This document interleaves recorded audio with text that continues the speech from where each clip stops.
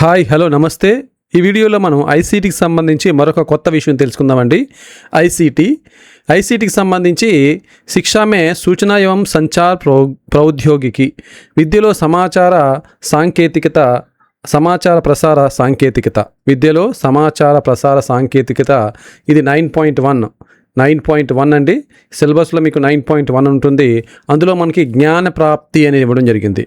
అంటే జ్ఞానాన్ని మనం జ్ఞాన సముపార్జన అని ఉంటుంది. అంటే జ్ఞానాన్ని మనం ఏ విధంగా ఆర్జిస్తాము, నాలెడ్జ్. అయితే ఈ జ్ఞాన ప్రాప్తి అనేది జ్ఞానాన్ని ఏ విధంగా జ్ఞానాన్ని ఏ విధంగా పొందాలి అనేటువంటిది. అంటే ఐసీటీలో అనేకమైనటువంటి ఐసీటీ సాంకేతికత ఉపయోగించి మనం జ్ఞానాన్ని ఏ విధంగా పొందాలి, దాంతోపాటు సాధారణంగా జ్ఞానాన్ని మనం ఏ విధంగా పొందుతాం అనేది కూడా ఇక్కడ తెలియజేయడం జరిగింది. అంటే జ్ఞానాన్ని మనం ముఖ్యంగా ఏదైనా ఒక విషయాన్ని అవగాహన చేసుకోవడం ద్వారా, జ్ఞప్తికి తెచ్చుకోవడం ద్వారా, అంటే దాన్ని మనం గుర్తు చేసుకోవడం ద్వారా, ఈ విధమైన ప్రక్రియ ద్వారా చేసేటువంటి దాన్ని మనం జ్ఞాన సముపార్జనగా చెప్పవచ్చు. సూచనాకు సమజనే అంటే ఏదైనా ఒక విషయాన్ని అవగాహన చేసుకోవడం. అంటే ఏదైనా ఒక విషయంపై నీకు అవగాహన వచ్చిందంటే దాని పట్ల జ్ఞానం వచ్చినట్టే కదా. లేదా గతంలో నేర్చుకున్న విషయాన్ని నువ్వు ఒకసారి గుర్తు తెచ్చుకుంటే దాని పట్ల జ్ఞానం వచ్చినట్లే కదా. సో ఆ విధమైనటువంటి ప్రక్రియనే జ్ఞాన ప్రాప్తిగా మనం చెప్పవచ్చు. सूचना को समझने और याद रखने के माध्यम से उसे प्राप्त करने की प्रक्रिया या विधि. అంటే అది ఒక పద్ధతి లేదా ప్రక్రియ లేదా ఒక విధానం, దాన్నే మనం జ్ఞాన ప్రాప్తి అంటాం. అంటే ఏదైనా ఒక విషయాన్ని అవగాహన చేసుకోవడం ద్వారా లేదా ఆ విషయాన్ని మనం గుర్తు తెచ్చుకోవడం ద్వారా ఆ విషయం పట్ల మనకి జ్ఞానం అనేది ఉంది అని మనకు నిర్ధారణ అవుతుంది కదా. సో ఆ విధమైనటువంటి ప్రక్రియనే మనం ఏమంటామంటే జ్ఞాన ప్రాప్తి అంటాం. నాలెడ్జ్ ఎక్విజేషన్ అంటాం. ఓకే, జ్ఞాన ప్రాప్తి అంటాం, జ్ఞాన సముపార్జన. ఆ విధంగా మనం జ్ఞానాన్ని మనం సముపార్జించుకుంటాం. జ్ఞాన ప్రాప్తి జ్ఞానకు హాసిల్ కర్నే, జ్ఞానాన్ని పొందడానికి ఉస్కా నిర్మాణ కర్నే और इसे వ్యవస్థిత करने की ప్రక్రియ है. అంటే జ్ఞానాన్ని నిర్వహించే ప్రక్రియే మనం జ్ఞాన సముపార్జనగా చెప్పవచ్చు. అంటే జ్ఞానాన్ని పొందే, దాన్ని నిర్వహించేటువంటి ప్రక్రియని మనం జ్ఞాన సముపార్జనగా కూడా చెప్పవచ్చు.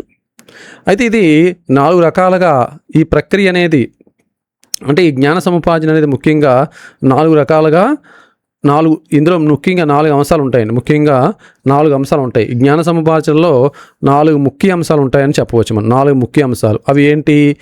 యా నిర్ధారిత కర్నాకి కిస్ ప్రకారకి జ్ఞానికి ఆవశ్యక. అంటే ఎలాంటి జ్ఞానం కావాలో ముందుగా మనం నిర్ధారించుకోవాలి కదా. మనం ఏదైనా ఒక జ్ఞానాన్ని పొందాలి అనుకుంటే ఏ జ్ఞానం పొందాలో నీకు ముందు అవగాహన ఉండాలి కదా. నీకు ఆ జ్ఞానంకి సంబంధించినటువంటి ఒక ఇది ఉండాలి కదా. యా నిర్ధారిత కర్నాకి కిస్ ప్రకారకి జ్ఞానికి ఆవశ్యకత హై. ఎలాంటి జ్ఞానం కావాలో నువ్వు నిర్ధారించుకోవాలి.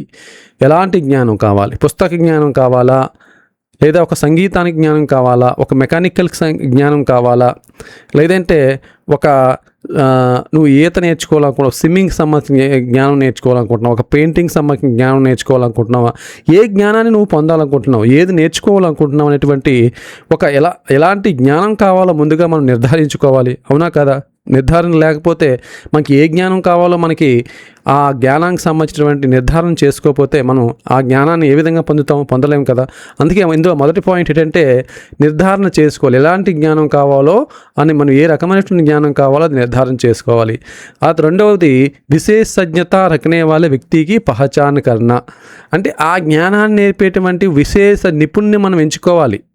ఆ జ్ఞానాన్ని మనకి ఇచ్చేటువంటి ఒక నిపుణ్యం మనం ఎంచుకోవాలి. ఉదాహరణకి 10వ తరగతి విద్యార్థి 10వ తరగతి పూర్తి అయిన తర్వాత వాడు ఏం చేస్తాడు? సిఈసిలో జాయిన్ అవ్వాలా, ఎంపీసీలో జాయిన్ అవ్వాలా, హెచ్ఈసిలో జాయిన్ అవ్వాలా, ఇలాంటి ఎంఈసీలో జాయిన్ అవ్వాలా, కాలేజీలో జాయిన్ అవ్వాలా, లేదంటే పాలిటెక్నిక్లో జాయిన్ అవ్వాలా, ఇలాంటి జ్ఞానాన్ని ముందు నిర్ధారించుకుంటాడు. తర్వాత దానికి సంబంధించినటువంటి ఒక పర్టికులర్ కాలేజీని ఎంచుకుంటాడు కదా. సో అదేవిధంగా మనం ఏదైతే జ్ఞానాన్ని ఏ జ్ఞానాన్ని అయితే మనం పొందాలనుకుంటున్నామో ఆ జ్ఞానానికి సంబంధించిన ఒక నిపుణ్ణి మనం ఎంచుకుంటాం. అంటే నిపుణత కలిగిన వ్యక్తిని గుర్తించడం.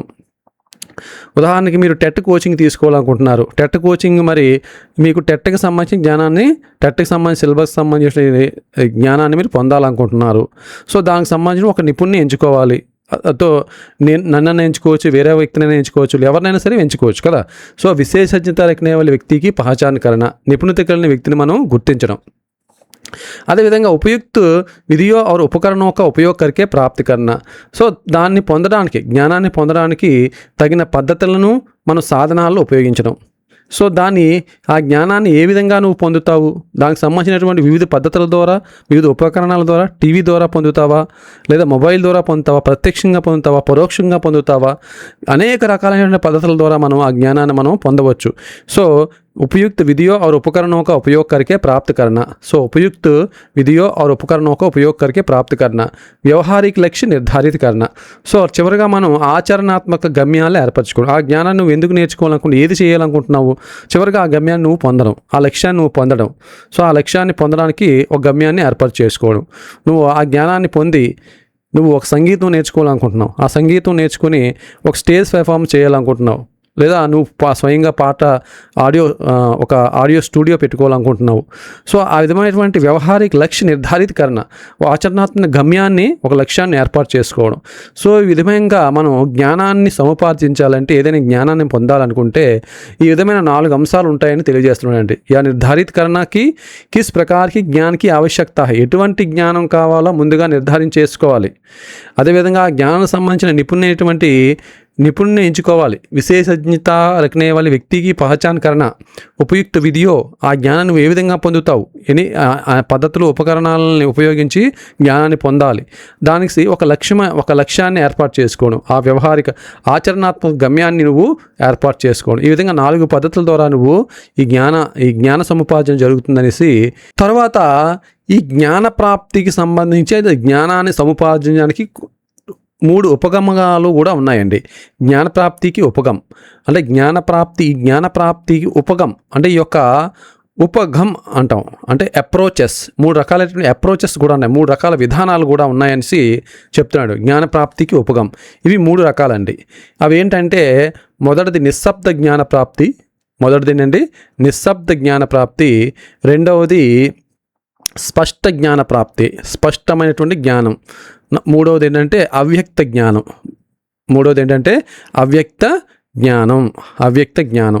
సో నిశ్శబ్ద జ్ఞాన ప్రాప్తి అంటే మన వ్యక్తిగత అనుభవాలండి. వ్యక్తిగత అనుభవాల ద్వారా పొందేటువంటి జ్ఞానాన్నే నిశ్శబ్ద జ్ఞానం అంటాం, నిశ్శబ్ద జ్ఞాన ప్రాప్తి అంటాం.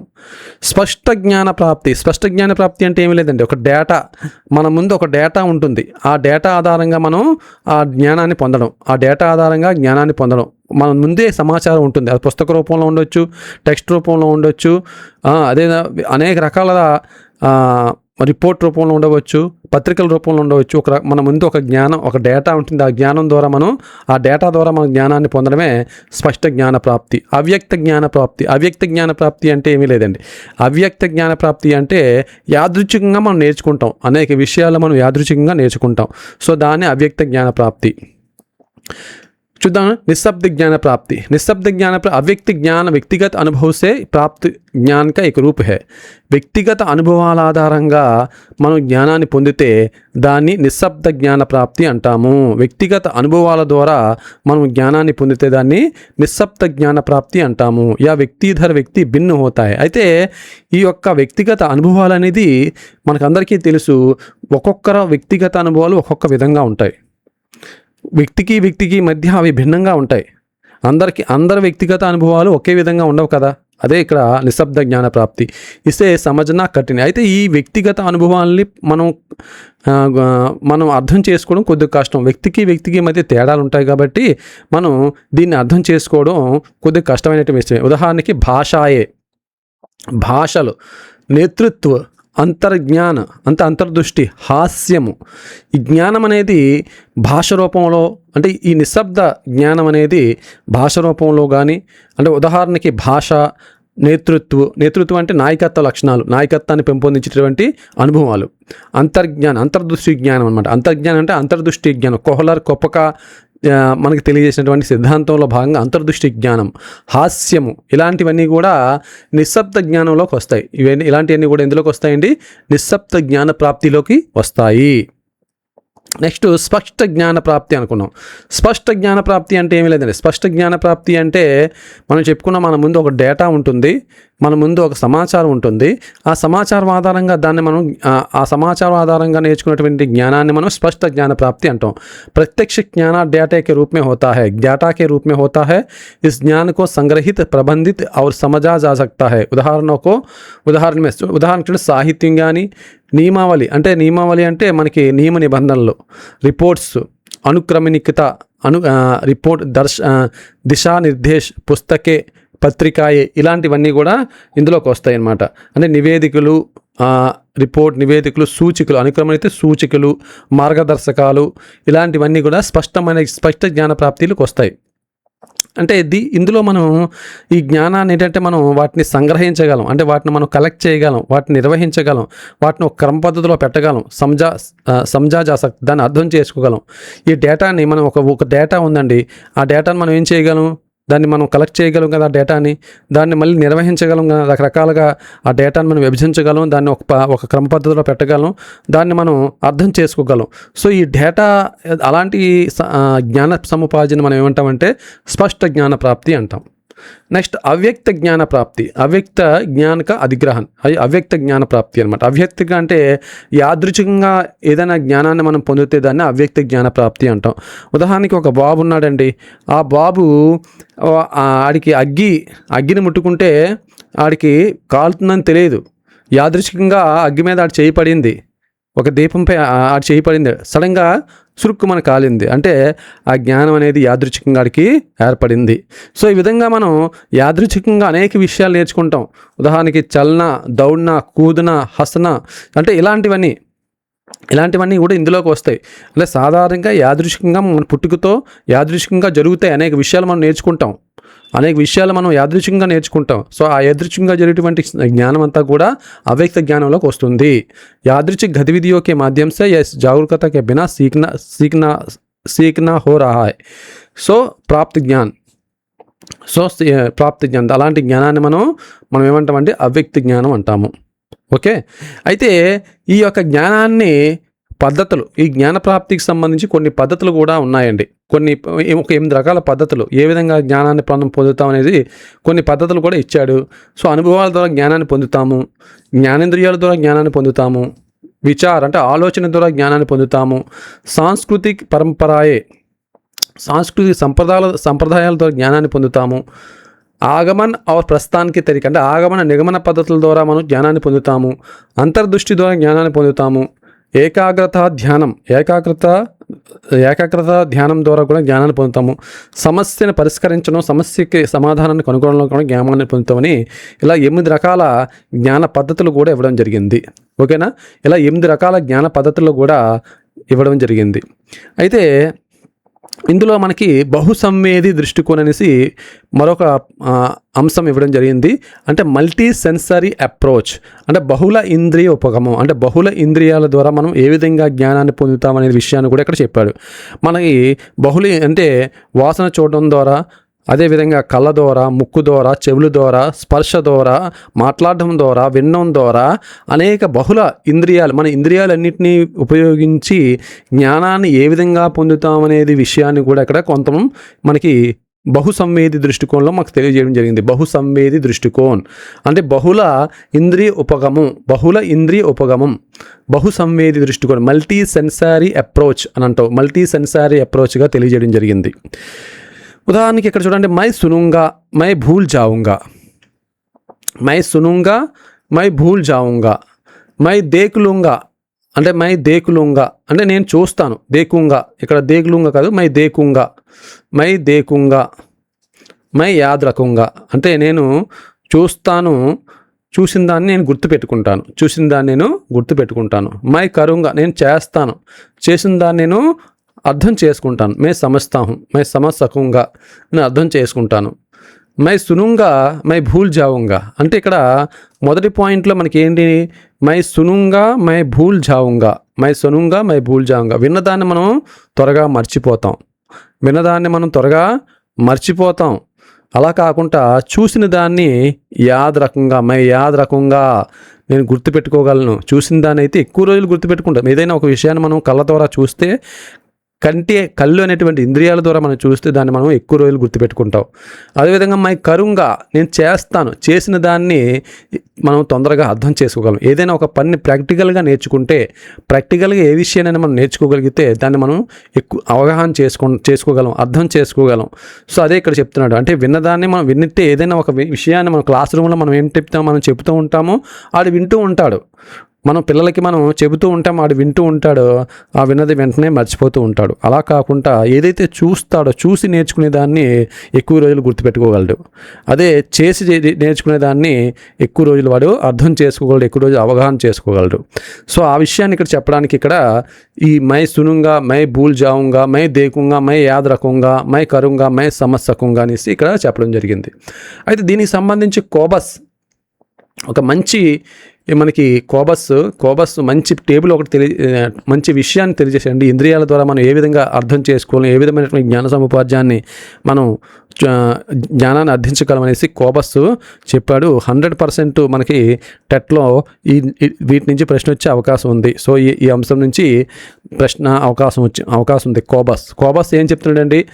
సో ఇంద్రియాలు, ఒకటి కళ్ళు, దేకిన చూడడం ద్వారా మనకి 80% జ్ఞానాన్ని అర్థించగలం. యాద్ రఖనేకి ప్రతిశత్ 83% అండి. 83% మనం చూడడం ద్వారా నేర్చుకోగలం. ఏదైనా ఒక విషయాన్ని మనం 83% చూడడం ద్వారా, 0 వినడం ద్వారా కేవలం 11%, వినడం ద్వారా కేవలం 11%. సూంగున వాసన చూడడం ద్వారా 3.5% ద్వారా, వాసన చూడడం ద్వారా 3.5% ద్వారా, స్పర్శ ద్వారా 1.5%, స్పర్శ 1.5%. స్వాద్ రుచి చూడడం కేవలం 1%, రుచి చూడడం ద్వారా 1% గుర్తుపెట్టుకుంటాము. స్పర్శ ద్వారా 1.5% గుర్తుపెట్టుకుంటాము. వాసన చూడడం ద్వారా 3.5% మనం జ్ఞానాన్ని అర్థించగలము. వినడం ద్వారా 11% మాత్రం జ్ఞానాన్ని అర్థించగలం. చూడడం ద్వారా 83% అర్థం చేసుకోగలం. సో ఈ విధంగా జ్ఞాన సముపార్జన అనేది జ్ఞానేంద్రియాలు ఎంతవరకు జ్ఞానాన్ని గ్రహించగలమో, జ్ఞాపకం ఉంచుకోగలమో ఈ క్రింది పట్టిక మనకి తెలియజేస్తుంది. అర్థమైందండి? ఈ పట్టికను ఎవరు చెప్పారండి? కోబస్ చెప్పాడండి. కోబస్ ఈ జ్ఞానాన్ని ఏ విధంగా సముపార్జించుకోవాలనేది చూడడం ద్వారా, అంటే అంటే కళ్ళ ద్వారా మనం 83% మనం నేర్చుకోగలం అంటండి. కళ్ళ ద్వారా, వినడం ద్వారా 11%, సూంగున అంటే వాసన చూడడం ద్వారా 3.5%, స్పర్శ ద్వారా 1.5%, స్వాద్ చకన అంటే రుచిని చూడడం ద్వారా. సో కళ్ళు, చెవులు, ముక్కు, త్వచ, జీబ్, చర్మము, నాలుక, ఈ ఇంద్రియాల ద్వారా ఈ ఇంద్రియాలను ఉపయోగించి మనం జ్ఞానాన్ని ఆర్జించేటువంటి ప్రక్రియనే మనం మల్టీ సెన్సరీ అప్రోచ్ అంటాం. బహుసంవేది దృష్టికోణం అంటాం. దాన్ని ఏమంటామంటే బహుసంవేది దృష్టికోణ్. ఆక్, కాన్, నాక్, देखिए ఆక్, కాన్, నాక్, త్వచ, చర్మం, జీబ్. సో వీటి ద్వారా, ఈ అన్నిటి ద్వారా మనం జ్ఞానాన్ని సముపార్జించేటువంటి ప్రక్రియనే మనం బహుసంవేది దృష్టికోణ్, మల్టీ సెన్సరీ అప్రోచ్ అంటాం. ఓకే, సో ఇది మొదటి రకం. రెండవ రకం ఏంటంటే సంవేది శిక్షణ మే రణనీత్య, వ్యూహాలు. ఇది మొదటిది. బహుసంవేది దృష్టికోణంలో మనకి ఫస్ట్ ఈ విధంగా కోబస్కి సంబంధించి మనం తెలుసుకున్నాం. రెండవది ఏంటంటే వ్యూహాలు. దీనికి సంబంధించినటువంటి వ్యూహాల గురించి కూడా మనం తెలుసుకుందాం. దృశ్య ఇవి 4 రకాలండి. దృశ్య అభ్యసనాన్ని ప్రేరేపించడం అంటే విజువల్ ద్వారా. తర్వాత శ్రవణ శిక్షణ విద్య అంటే ఇది ఆడియో ద్వారా. ఇది విజువల్ ద్వారా, ఇది విజువల్. ఇదేంటండి విజువల్. ఇది ఆడియో అంటే ఆడియో ఎక్విప్మెంట్స్ ద్వారా. ఇది స్పర్శ ద్వారా. నాలుగవది సంవేది శిక్షణ విద్య. సంవేది శిక్షణ విద్య అంటే సంవేదన ద్వారా, స్పర్శ ద్వారా, ఆడియో ద్వారా, దృశ్యం ద్వారా ఏ విధంగా నేర్చుకుంటాము, ఎలా ఎటువంటి పద్ధతులు మనం ఉపయోగించాలి, ఎటువంటి విషయాలు మనం వాటిని ఏ విధంగా స్పర్శ ద్వారా ఏ పద్ధతులు మనం ఉపయోగించాలి, ఏ వ్యూహాలు మనం అమలు చేయాలి అనేది ఇక్కడ చెప్తున్నాడు. ఇక్కడ పార్ట్ అంటే ఇక్కడ చూడండి, టెక్స్ట్ ద్వారా, పార్ట్ అంటే టెక్స్ట్ అండి, టెక్స్ట్ కానీ పిక్చర్స్ అంటే పిక్చర్స్ ద్వారా మోడల్స్ చూపించడం, ఈ దృశ్య అధిగంకు అంటే దృశ్యం అని చూడడం ద్వారా విజువల్ ఎఫెక్ట్స్ని విజువల్ ద్వారా మనం వాడికి జ్ఞానాన్ని అర్పించడానికి ఏ వ్యూహాలు అనుసరించాలనేది ఇక్కడ చెప్పడం జరుగుతుంది. టెక్స్ట్ ద్వారా అంటే మనం ఏదైనా చిత్రాన్ని చూపించడం ద్వారా, అంటే పిక్చర్స్ని చూపించడం ద్వారా, మోడల్స్ చూపించడం ద్వారా, పోస్టర్స్ని చూపించడం ద్వారా, ఫ్లాష్ కార్డ్స్ చూపించడం ద్వారా, ప్రొజెక్షన్స్ చేయడం ద్వారా, ప్రొజెక్టర్స్ ఉంటాయి, ప్రొజెక్టర్ ద్వారా మనం ఏ విషయాన్ని చూపించాలి. कंप्यूटर आदि का उपयोग करके दृश्य अधिगम को प्रोत्साहित किया जा सकता है. दृश्य అభ్యసనాన్ని మనం ప్రేరేపించవచ్చు. ఈ విధంగా దృశ్య అభ్యసనాన్ని మనం ప్రేరేపించవచ్చు. శ్రవణ అధిగంని ఏ విధంగా ప్రేరేపించాలి? రెండో పాయింట్ శ్రవణ అధిగం పద్ధతులు. శ్రవణ అధిగంని ఏ విధంగా ప్రేరేపించాలి? శ్రవణం ద్వారా మనకి అనేక రకాలైన ఆడియో పరికరాలు ఉన్నాయి, వీడియో పరికరాలు ఉన్నాయి, ఫిలిమ్స్, సంగీతం ద్వారా, మ్యూజిక్ ద్వారా, భాష ద్వారా, భాషా కేకేల్ అంటే లాంగ్వేజ్ గేమ్స్ అనేవి ఉంటాయి. వీటి ద్వారా మనం ఈ యొక్క వ్యూహాలు అంటే ఈ విధానాల ద్వారా మనం వాళ్ళలో ఈ శ్రవణ జ్ఞానాన్ని మనం పెంపొందించవచ్చు.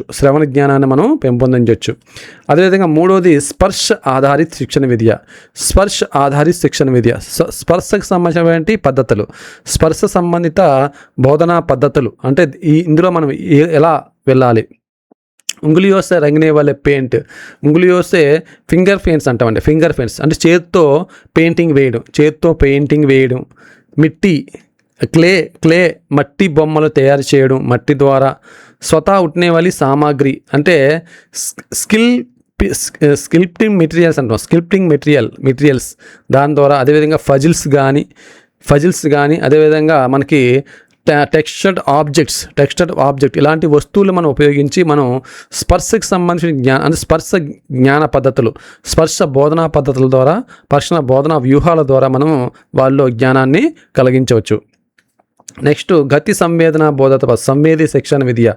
సంవేదనా పద్ధతులు శారీరక కథలకు సంబంధించినమాట. ఇది శారీరక కథలకు సంబంధించిన అంశాలకు చెందింది. ఇది శారీరక గతి సంవేది శిక్షణ విధి అంటే శారీరక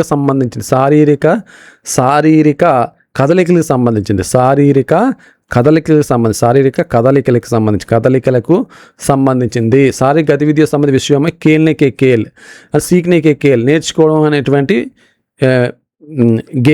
గేమ్స్ ద్వారా, మాక్ అసెంబ్లీ, అదేవిధంగా కూదన, గాన, కేల్ కూద్, స్కూల్ అసెంబ్లీ, ప్రస్తావన ఇలాంటి వాటి ద్వారా అంటే డ్రిల్లు, క్రీడలు, సింగింగు, జంపింగు, మాక్ అసెంబ్లీ, రకరకాలైన గేమ్స్, వీటన్నిటి ద్వారా శారీరక కదలిక ద్వారా మనం ఈ యొక్క పద్ధతులు అంటే ఈ యొక్క వ్యూహాలు అనుసరించి వాళ్ళలో